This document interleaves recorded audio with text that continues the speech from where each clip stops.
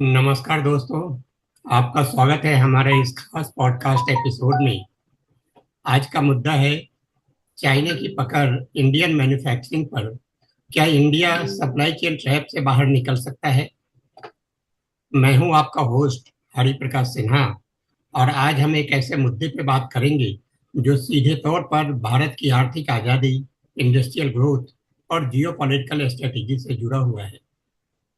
आज के एपिसोड में हम जानेंगे, क्या भारत आज भी चाइना से एपीआई इलेक्ट्रॉनिक्स, रेयर अर्थ और क्रिटिकल इनपुट्स के लिए चाइना पर निर्भर है? क्या चाइना जानबूझकर ट्रेड को वीपन की तरह इस्तेमाल कर रहा है? क्या भारत सच में सेल्फ रिलायंट बन सकता है, या सिर्फ एक ये सपना है भारत के लिए? और किन पॉलिसी रिफॉर्म्स और ग्लोबल पार्टनरशिप की जरूरत है ताकि हम चाइना पर हमारी जो ये डिपेंडेंस है उसको हम खत्म करेंगे? इस चर्चा में हम आर्थिक नीतियों, कूटनीतिक समीकरणों और सप्लाई चेन जैसी जमीनी हकीकत को समझने की कोशिश करेंगे। तो बने रहिए हमारे साथ। जानिए, भारत की मैन्युफैक्चरिंग सुपर पावर बनने का जो सपना है वो संभव हो सकता है, या चाइना की पकड़ से निकलना अभी नामुमकिन है? हमारे आज के खास एपिसोड में हमारे साथ हैं lieutenant colonel J K Sodhi, sorry lieutenant colonel J S Sodhi. पूर्व सेना अधिकारी हैं, डिफेंस और जियोपॉलिटिक्स एक्सपर्ट हैं और राष्ट्रीय मीडिया में एक चर्चित विचारक हैं। लेफ्टिनेंट कर्नल जे एस सोधी, आपका हमारे पॉडकास्ट में हार्दिक स्वागत है। आपका अनुभव और दृष्टिकोण आज के विषय को गहराई देगा। जय हिंद हरि जी। ये मेरा सौभाग्य कि मैं आपके चैनल पर हूं। जय हिंद सर। जय हिंद सर। तो आज का जो ये मुद्दा है, ये बड़ा ही गंभीर मुद्दा है कि भारत सरकार ने बहुत सारे कार्यक्रम शुरू किए, अभियान शुरू किए, मेक इन इंडिया, आत्मनिर्भर भारत। इसके बाद भी आज भी चाइना पर इतना ज़्यादा डिपेंडेंस क्यों है क्रिटिकल मैन्युफैक्चरिंग कंपोनेंट्स के लिए? आप क्या कहना चाहते हैं इसके ऊपर? हरि जी, 17 जनवरी 1999 को जी। एक किताब प्रकाशित हुई थी जिसका शीर्षक था अनरिस्ट्रिक्टेड वॉरफेयर, जो कि चीनी सेना के दो कर्नल ने लिखी थी। एक का नाम था कर्नल वैंग जियांग जुई और दूसरे लेखक का नाम था कर्नल क्याओ लियांग। इस अच्छा। किताब में लिखा है कि किसी भी चीज का हथियार बनाया जा सकता है, यानी anything that can be weaponize will be weaponized. ये किताब कई सालों तक ना पश्चिमी देशों में पढ़ी गई, ना भारत में अधिकतर लोगों ने पढ़ी। खासकर जो रक्षा विशेषज्ञ हैं, बहुत लोगों ने आज तक नहीं इसको पढ़ा। जी। इस किताब में जो तथ्य है कि कोई भी चीज जो कि हथियार बनाई जा सकती है वो बनाई जाएगी, ये आज के जमाने में चीन वही कर रहा है। चाहे हमने देखा, कुछ हफ्ते पहले खबर आई थी कि हमारा जो बुलेट ट्रेन बननी है अहमदाबाद से मुंबई तक, जी। उसके कुछ इंपॉर्टेंट पुर्जे हैं जो कि चीन यहां नहीं भेज रहा है। अच्छा। तो बुलेट ट्रेन के पुर्जों को चीन ने एक हथियार के रूप में बना लिया, क्योंकि चीन जानता है जब तक वो पुर्जे नहीं आएंगे भारत में बुलेट ट्रेन नहीं चल सकती। हमने अभी पिछले हफ्ते ही पढ़ा कि कई चीन के टेक्नीशियंस जो कि यहाँ के एप्पल मैन्युफैक्चरिंग कंपनी में काम कर रहे थे, जो एप्पल फोन बनाते हैं, चीन ने उनको वापस बुला लिया। यानी कि इंसान की एक स्किल को चीन ने हथियार के रूप में इस्तेमाल किया और अपने नागरिकों को बुला लिया ताकि एप्पल फोन की प्रोडक्शन में भारी गिरावट हो या कठिनाई हो। जो आपका मूल प्रश्न है हरि जी, हम्म। कि क्या भारत चीन के आर्थिक चुंगल से निकल पाएगा, इसका जवाब आज की तारीख में मेरे को दुख होता है कहते हुए, लेकिन मैं सच कहूंगा, क्योंकि मैं कहीं पे भी शो करता हूं मैं सिर्फ तथ्य के साथ बात करता हूं। मैं कोई कंजेक्चर्स के साथ बात नहीं करता हूं, या मैं कोई झूठ फरेब के साथ बात नहीं जी। करता। आज की तारीख में बहुत मुश्किल है, और क्यों मुश्किल है ये मैं दर्शकों को समझाना चाहूंगा। देखिए हरी जी, किसी भी देश में जब टेक्नोलॉजी बनती है हम्म। किसी भी चीज की टेक्नोलॉजी हो, क्योंकि टेक्नोलॉजी हर क्षेत्र में अपनी अपनी टेक्नोलॉजी है। किसी भी देश में जब टेक्नोलॉजी बनती है तो उसके पीछे दो अहम कारणों का योग होता है। एक होता है वो लोग जो स्टेम में, यानी साइंस, टेक्नोलॉजी, इंजीनियरिंग, मैथमेटिक्स में डॉक्टरेट किए हुए हैं, पीएचडी है।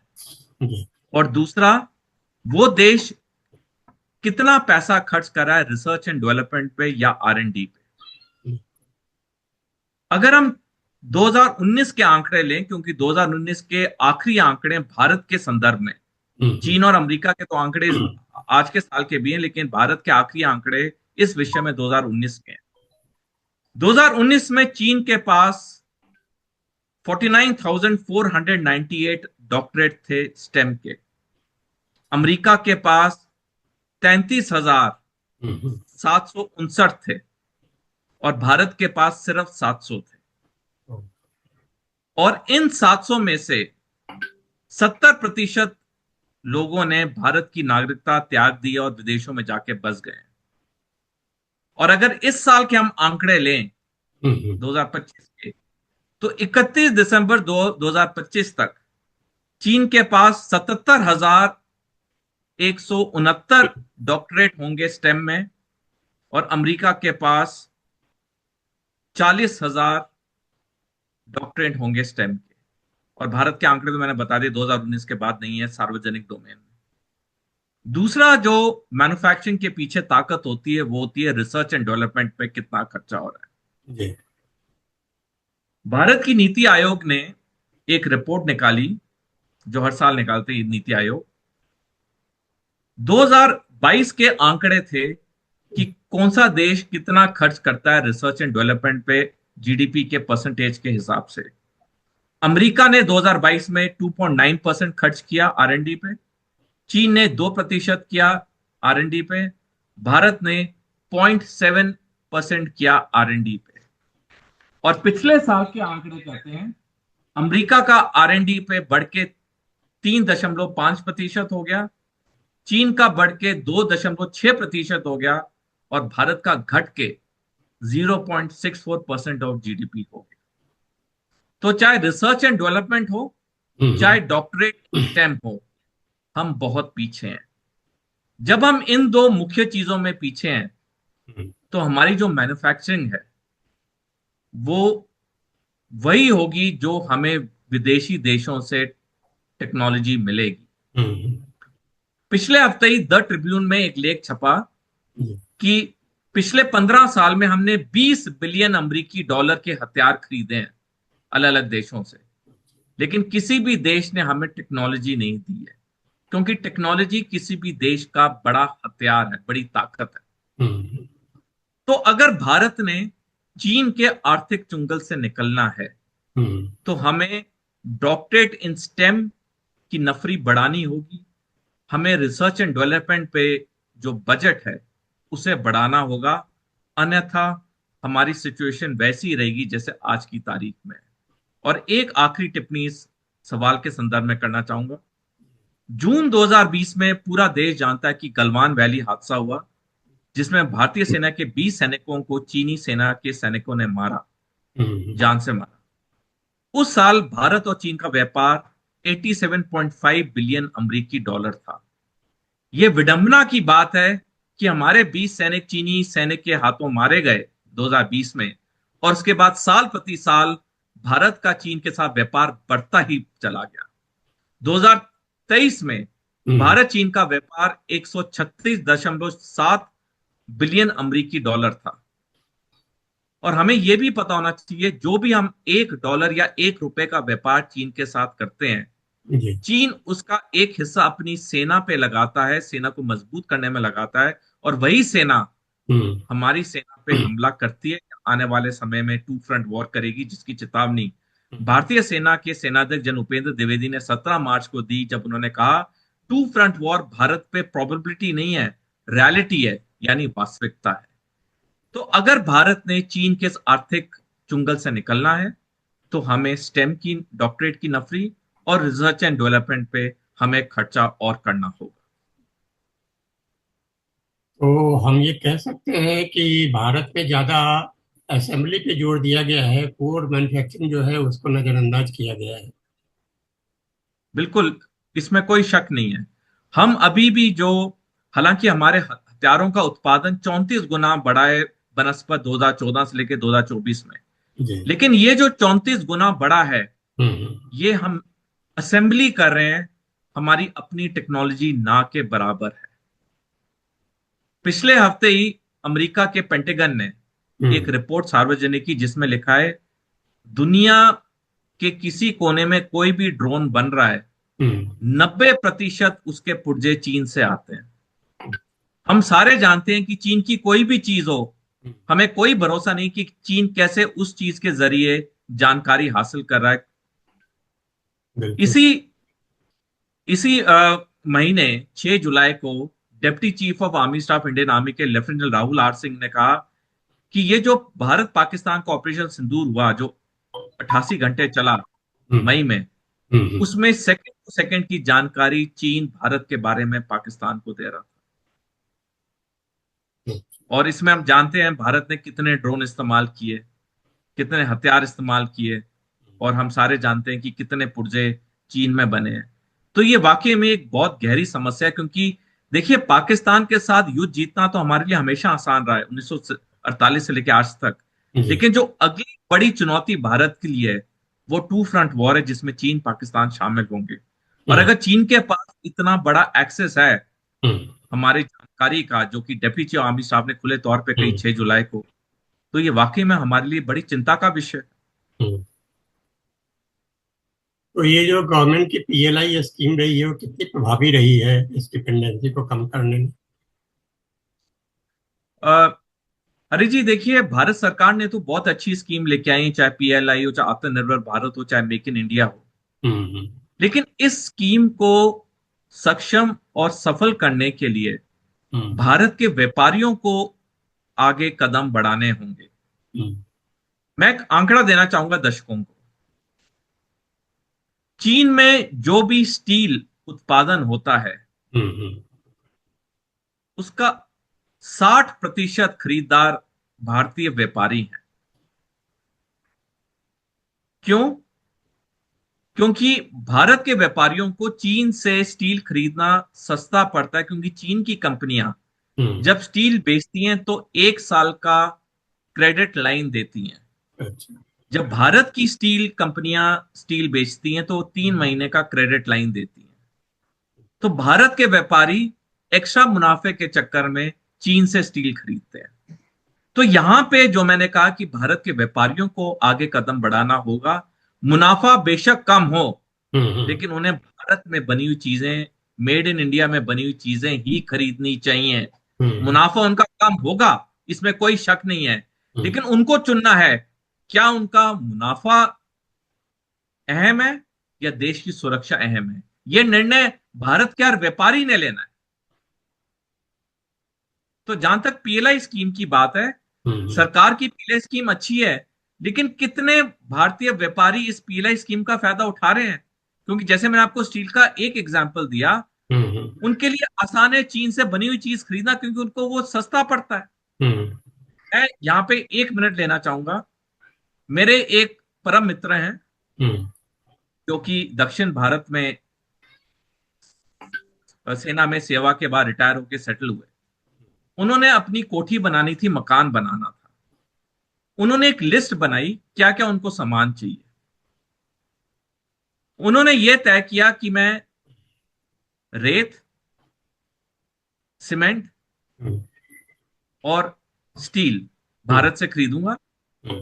क्योंकि स्टील की मात्रा कम थी, क्योंकि उनका कोठी कोई खास बड़ी नहीं थी, महल नहीं था, एक नॉर्मल कोठी थी जो इंसान की होती है। लेकिन जो बाकी चीजें हैं, हम्म। लाइट हो, पंखा हो, बिजली की तारें हो, नलके हो, कमोड हो, हम्म। ये सब इन्होंने फैसला किया कि मैं चीन से खरीदूंगा। अच्छा। तो वो चीन गए बाय एयर। हम्म। 4 दिन वहां 5 स्टार में रहे, हम्म। सामान का ऑर्डर दिया और हम्म। वापस बाय एयर आए। हम्म। और 1 महीने बाद कंटेनर उनका आ गया हम्म। जहां वो रहते हैं, और उसमें पूरा सामान था जो उन्होंने ऑर्डर किया था। और इसके बावजूद कि वो बाय एयर गए, बाय एयर आए, 4 दिन 5 स्टार में रहे, उन्होंने 20 लाख बचाए। तो अगर एक आम नागरिक ने 20 लाख बचाए अपने मकान बनाने में, तो हम्म, हमारे जो व्यापारी हैं वो कितने करोड़ों बचाते हैं, इसका तो हम अनुमान लगा सकते हैं। नहीं। तो यहां पे ये मैंने उदाहरण इसलिए दिया समझाने के लिए कि चीन में चीजें बनी हुई जरूर सस्ती हैं, हम्म, लेकिन उससे हमारा देश हित, देश की सुरक्षा पे एक बहुत बड़ी आंच आ रही है। तो बहुत जरूरी हो जाता है हमारे व्यापारियों को सरकार की पीएलआई स्कीम का पूरा फायदा उठाना चाहिए। उन्हें सिर्फ मेक इन इंडिया करना चाहिए, बेशक उनका मुनाफा कम हो। हम्म। तो क्या भारत को चाइना से फेयर ट्रेड की उम्मीद करनी चाहिए? कतई नहीं, क्योंकि चीन में फेयरनेस नाम की कोई चीज ही नहीं है। हम्म, आज चीन के पास इतना बेशुमार आर्थिक ताकत है, इतना बेशुमार पैसा है, हम्म, इतनी बड़ी सेना है। हम्म, क्या चीन कहीं पे भी किसी से कभी फेयर हुआ है?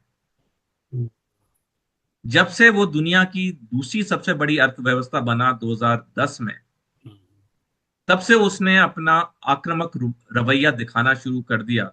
हम्म, उसके बाद कोई एक जगह नहीं है जहां पे चीन कभी फेयर हुआ हो। तो व्यापार में कैसे फेयर होगा जब व्यापार ही उसका उसकी उसकी मुख्य ताकत है। हम्म, आज दुनिया का 36.7% हम्म, मैन्युफैक्चरिंग चीन में होती है। हम्म, 16.4% सिर्फ अमेरिका में होती है। तो चीन के पास जब इतनी ताकत है, तो चीन व्यापार में कैसे किसके साथ फेयर हो सकता है? तो चीन कभी, चाहे भारत हो चाहे अमेरिका हो, चीन किसी के साथ व्यापार में फेयर नहीं होगा। क्योंकि चीन चीन जानता है कि हम्म, आज वो दुनिया का उत्पादन फैक्ट्री है, मैन्युफैक्चरिंग फैक्ट्री हम्म। है। वो जो चाहेगा वही होगा। तो ये तो इकोनॉमिक वारफेयर है। आपको क्या लगता है कि भारत को इसका जवाब कैसे देना चाहिए? हरी जी, देखिए, भारत सरकार ने बहुत अच्छी स्कीम्स का ऐलान किया है, चाहे आत्मनिर्भर भारत हो, मेक इन इंडिया हो, पीएलआई स्कीम हो। भारत सरकार हमेशा हमारे व्यापारियों की मदद के लिए 3 कदम आगे चलने के लिए तैयार है। लेकिन जैसे मैंने पहले कहा कि हम्म, हमारे व्यापारियों को अब उठना होगा। हमारे व्यापारियों को अब देश हित, देश सुरक्षा के बारे में सोचना होगा। क्योंकि जैसे मैंने बताया, हर रुपया या हर डॉलर जो हम चीन के साथ व्यापार करें, उसका एक हिस्सा चीन अपनी सेना को ताकतवर करने में लगा रहा है। हम्म, आज भारत सरकार की पॉलिसीज में, नीतियों में कोई कमी नहीं है। सारी प्रो इंडिया हैं। सारी सारी ऐसी पॉलिसीज हैं जो कि भारत को सक्षम और सार्थक बनाने के लिए बहुत अच्छी हैं। लेकिन इसका पूरा फायदा हमारे व्यापारियों को हम्म, लेना होगा। जैसे कहते हैं ना हरी जी, हम्म, कि कोई भी खाना आपको टेबल पे रख सकता है, खाना तो आपने खुद है। बिल्कुल। सरकार ने अपना काम कर दिया है, हम्म, काम अब व्यापारियों को करना है। हम्म। तो अभी की जो स्थिति है उससे ऐसा लगता है कि भारत के लिए सेल्फ रिलायंट होना अभी एक दूर का सपना है। अब हरी जी देखिए, सपना तो दूर का है, हम्म, लेकिन असंभव नहीं है। अगर आज हमारे व्यापारी या कोई भी हम्म, सेगमेंट ठान ले, सब संभव हो सकता है। मैं एक छोटा उदाहरण देना चाहूंगा। 2015 में चीन के राष्ट्रपति शी जिनपिंग के ज्ञान में आया हम्म, कि दुनिया के 10 सबसे अच्छी यूनिवर्सिटीज में एक भी चीन की यूनिवर्सिटी नहीं है। तो शी जिनपिंग ने वर्ल्ड क्लास 2.0 प्रोजेक्ट का ऐलान किया, जिसमें यह लक्ष्य तय हुआ हम्म, कि अगले 15 साल यानी 2030 तक हम्म, टॉप 10 में चीन की कम से कम 2 यूनिवर्सिटीज आनी चाहिए। और 8 साल के अंदर 2023 के अंत में दुनिया के टॉप 10 यूनिवर्सिटीज में से 8 चीन की हो गई। क्योंकि दिशा शी जिनपिंग ने दिखाई, कार्य नीचे के अफसरों ने किया। हम्म, दिशा हमारे प्रधानमंत्री मोदी जी ने बहुत अच्छी दिखाई है, आत्मनिर्भर भारत की, मेक इन इंडिया की, पीएलआई स्कीम्स की। उसका अमल नीचे के अफसरों को करना है। उसका अमल हमारे व्यापारियों को करना है। हम्म, हमारे यहां, मैं साथ में यह भी कहना चाहूंगा, हमारे देश में अकाउंटेबिलिटी और रिस्पॉन्सिबिलिटी की बहुत कमी है। हर अधिकारी को, कोई भी लेवल का हो, उसे अकाउंटेबल होना होगा, उसे रिस्पॉन्सिबल होना होगा। जब तक अकाउंटेबिलिटी और रिस्पॉन्सिबिलिटी नहीं आएगी, स्कीम्स अनाउंस होंगी, उनका पालन कितना होगा हम जानते हैं, और वो फिर कुछ समय बाद सार्वजनिक मेमोरी से वो चली जाएगी। हमारी मेन स्ट्रीम मीडिया तो ऐसे टॉपिक कभी कवर करती नहीं है। मैं आपको नमन और सलाम करना चाहूंगा कि आप अपने चैनल पे बहुत अच्छे मुद्दे करते हैं जो कि वाकई में देश हित के लिए होते हैं, देश की तरक्की के लिए होते हैं, क्योंकि ऐसे मुद्दे बहुत जरूरी हैं लोगों तक पहुंचने। क्योंकि जब तक ज्ञान नहीं होगा तब तक हम अंधेरे में रहेंगे। हमारी मेन स्ट्रीम मीडिया तो बिल्कुल अंधेरे में रखती, कभी ऐसे अच्छे मुद्दे तो डिस्कस करती नहीं है। तो बहुत जरूरी हो जाता है कि हमारे हर अधिकारी में किसी भी लेवल का हो, उसमें अकाउंटेबिलिटी और रिस्पॉन्सिबिलिटी हो, ताकि जो दिशा हमारी सरकार ने दिखाई है वो एक समय सीमा के अंदर वो पूरी हो।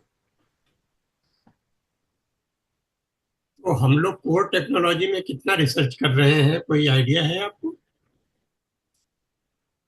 हरी जी, दुनिया में 64 क्रिटिकल टेक्नोलॉजीज हैं, हम्म। जिसमें से 57 हम्म। का मुखिया चीन है और बाकी 7 का मुखिया अमेरिका है। तो अगर हम 64 सबसे क्रिटिकल टेक्नोलॉजी ले दुनिया की, हम्म। भारत कहीं पे भी नहीं। जैसे मैंने आपको बताया, क्योंकि इसके दो मुख्य कारण है, डॉक्टरेट इन स्टेम और रिसर्च एंड डेवलपमेंट। जब तक हम इन दो बुनियादी मुद्दों पे काम नहीं करेंगे, हम किसी भी क्रिटिकल टेक्नोलॉजी में आगे नहीं हो सकते। जैसे कि आज आपने मुझे डेटा दिया डॉक्टरेट के बारे में, मुझे बहुत पहले का पढ़ा हुआ आर्टिकल याद है जहाँ पे राइटर ने लिखा था कि आज दुनिया में सबसे ज्यादा पीएचडी भारत में हो रहे हैं। मेरे पास में कोई डेटा तो नहीं है, लेकिन मेरे दिमाग में यही था कि डॉक्टरेट तो बहुत लोग यहाँ करते हैं, लेकिन डॉक्टरेट करके प्रैक्टिकली कितना काम करते हैं तो ये तो बहुत ही मुश्किल है बताना, क्योंकि ज्यादा लोग जो पीएचडी करते हैं वो नाम के लिए उनका डॉक्टर लगा रहता है उनके। अरे जी, यहाँ पे मैं टिप्पणी करना चाहूंगा। डॉक्टरेट करना और स्टेम में डॉक्टरेट करने में फर्क है। अच्छा। डॉक्टरेट किसी भी विषय में हो सकता है, हिस्ट्री में हो, ज्योग्राफी में हो, लेकिन मैंने आंकड़े दिए हैं स्टेम के, साइंस टेक्नोलॉजी इंजीनियरिंग मैथमेटिक्स के। अच्छा। तो मेरे जो ये आंकड़े हैं, ये रिसर्च के हैं, जो मैंने अपने किताब China war cloud the great Chinese checking में भी लिखे हैं। सारे हम्म। रेफरेंसेस दिए हैं, जो कि पिछले साल रिलीज हुई थी दिल्ली में, जी। पूर्व सेनाध्यक्ष जनरल नरवणे ने की थी। तो मैं जो भी बोलता हूँ, जैसे शुरू में कहा, मैं तथ्य के साथ बोलता हूँ। आप अपनी जगह सही होंगे, भारत में शायद सबसे ज्यादा डॉक्टरेट हों, लेकिन वो सारे फील्ड के होंगे, हिस्ट्री ज्योग्राफी सब मिला के। लेकिन मैंने सिर्फ स्टेम के डॉक्टरेट्स के बारे में आंकड़े दिए।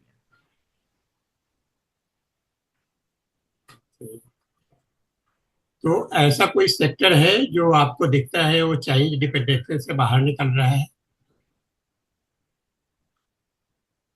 देखिए, हम कोशिश तो कर रहे हैं, लेकिन जैसे मैंने शुरू में बताया कि किसी भी सेक्टर के पीछे टेक्नोलॉजी इंपॉर्टेंट है। हम्म।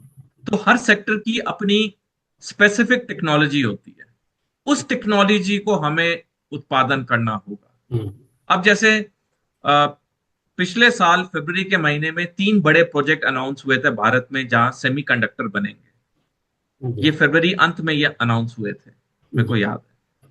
लेकिन अप्रैल में ताइवान की जो सबसे बड़ी मैन्युफैक्चरिंग कंपनी है, टीएमएससी, हम्म। उसके मुखिया ने बयान दिया कि भारत में उतने कारगर लोग नहीं है जो कि सेमीकंडक्टर बना सके। यानी बात वहीं आ गई, डॉक्टरेट इन स्टेम वाली, क्योंकि ये बहुत तकनीकी चीज है ये। तो जब तक हम इन दो बुनियादी असूलों पे काम नहीं करेंगे, डॉक्टरेट इन स्टेम और रिसर्च एंड डेवलपमेंट पे, तो कोई भी टेक्नोलॉजी में बढ़त लाना बहुत मुश्किल। तो इन दो उपायों के अलावा आपको क्या लगता है कि इंडिया की मैन्युफैक्चरिंग को चाइना के प्रभाव से बचाने के लिए और क्या नीतिगत सुधार करने चाहिए, या किस तरह की ग्लोबल पार्टनरशिप जरूरी है? क्योंकि ये दोनों सुधार जो आपने बताए हैं, इसमें काफी लंबा समय लगने वाला है, ये तुरंत में होने वाला नहीं है, लेकिन प्रॉब्लम तो आज का है। हरी जी देखिए, अगर हम आज शुरू करेंगे हम्म। तो हम कहीं ना कहीं बहुत जल्द पहुंचेंगे। जैसे मैंने चीन का उदाहरण दिया, जब उन्होंने यूनिवर्सिटीज की रैंकिंग को कैसे इंप्रूव किया, उसकी अपनी एक उन्होंने पूरा जो सिस्टम है वो समय की पाबंदी से बता नहीं सकता। लेकिन कोई भी चीज नामुमकिन नहीं है। अगर हम करना चाहें उसे हम कर सकते हैं, क्योंकि इसके अलावा अगर हम सोचें कि हम किसी तीसरे देश के साथ, चीन के अलावा किसी तीसरे देश के साथ हम साझेदारी करें, उनसे हम लें, हम वही सिचुएशन में होंगे कि कल जब हम पे जंग होगी, क्या वो देश हमारी मदद करेगा? क्या वो सप्लाई चेन हमें देगा? हमें क्या क्या भरोसा है कि हम कोई चौथे देश के साथ करें और वो पीछे से चीन के साथ मिला हो, और अल्टीमेटली तो जैसे पेंटागन की रिपोर्ट आई है पिछले हफ्ते कि हम्म। दुनिया के ड्रोन में 90% पुर्जे तो चीन के बने हैं। हम्म। तो जब तक हम अपनी टेक्नोलॉजी विकसित नहीं करेंगे, जब तक हम अपने देश के अंदर मैन्युफैक्चरिंग नहीं इंक्रीज करेंगे, हम्म। हमें किसी ना किसी देश में निर्भर होना पड़ेगा, और वो देश चीन से खरीदेगा। जैसे एक उदाहरण देना चाहूंगा, जब अमेरिका को एहसास हुआ कि चीन बहुत बड़ी ताकत बन रहा है आर्थिक, तो आस्ता आस्ता चीन पे पहले से ही प्रतिबंध लगने शुरू हो गए। ये डोनाल्ड ट्रंप का टैरिफ वॉर तो बहुत बाद में आया। हम्म। तो चीन ने क्या किया? चीन ने पैसा निवेश किया वियतनाम में, मेक्सिको में। तो वहां जो चीजें बनी, उनके ऊपर ठप्पा लगा मेड इन वियतनाम का, मेड इन मेक्सिको का। लेकिन थे उसमें सब कुछ चीनी पुर्जे। हम्म। और मेक्सिको और वियतनाम ने बेचना शुरू किया अमेरिका को। तो इनडायरेक्टली तो चीन का सामान ही अमेरिका पहुंचा। तो इसलिए बात वहीं आके रुक जाती कि जब तक हम अपनी टेक्नोलॉजी विकसित नहीं करेंगे, हमें कोई ना कोई देश पे निर्भर होना पड़ेगा, और वो देश में अधिकतर सामान फिर चीन से ही आएगा।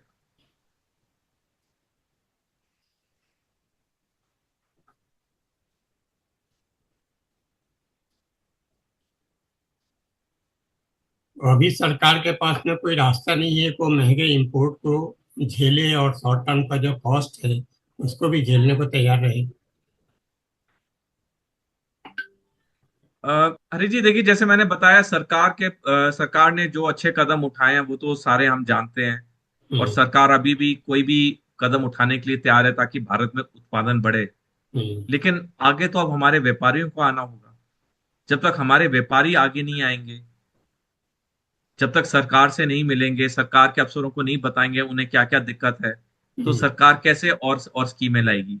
क्योंकि अधिकतर भारत के व्यापारियों को, जैसे मैंने पहले बताया, उनको आसान तरीका दिखता है, चीन से खरीद लो, बिल्कुल। दो हम एक्स्ट्रा पैसे भी कमा लेंगे, झंझट भी नहीं है।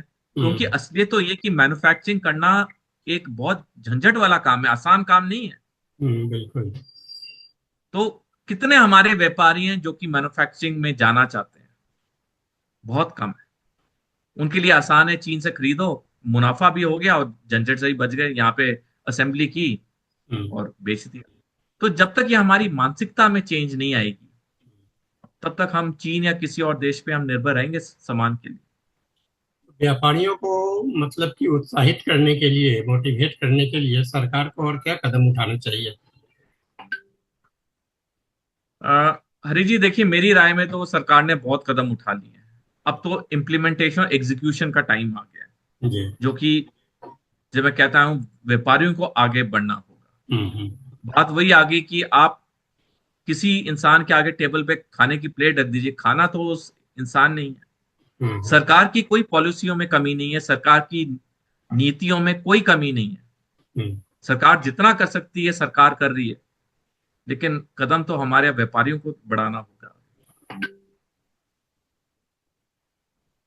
तो दोस्तों ये रही आज की चर्चा। आज हमने समझा कि इंडिया की मैन्युफैक्चरिंग इंडस्ट्री सिर्फ नारे नहीं है, बल्कि स्ट्रेटेजिक विजन है, मजबूत सप्लाई चेन और स्मार्ट पॉलिसीज की जरूरत है। चाइना की डिपेंडेंसी से बाहर निकलना इतना आसान नहीं है, लेकिन असंभव भी नहीं है। इसके लिए पॉलिटिकल विल, इंडस्ट्रियल इकोसिस्टम और ग्लोबल कोलैबोरेशन तीनों की एक साथ जरूरत है। अगर आपको आज का एपिसोड पसंद आया तो कृपया इसे लाइक करें, शेयर करें और हमारे चैनल को सब्सक्राइब करना न भूलें। हाँ, आप हमें अपने विचार जरूर बताइए। क्या आप मानते हैं कि इंडिया अगले 10 सालों में चाइना की जगह ले सकता है ग्लोबल मैन्युफैक्चरिंग हब के तौर पर? आपके जो भी विचार हों हमें जरूर बताइए, हम आपके सवालों का जवाब देंगे। आप देख रहे थे रियलिटी चेक विद हरी सिन्हा। मैं हूँ हरि प्रकाश सिन्हा। फिर मिलेंगे एक जरूरी और ज्वलंत मुद्दों के साथ। धन्यवाद और जय हिंद। बहुत बहुत धन्यवाद आपका सोधी साहब। आपसे बहुत धन्यवाद। गहरी जानकारी मिली। बहुत सारे डेटा जो हमने कभी सुने नहीं थे वो आपसे जानने को मिला। तो ऐसे मुद्दों पर बात करना काफी अच्छा लगता है। शायद लोगों को देखकर कुछ समझ आए और लोग अपनी आवाज उठा सके, ताकि दूसरों तक भी ये बातें पहुंचे। आपका बहुत बहुत धन्यवाद अपना बहुमूल्य समय देने के लिए।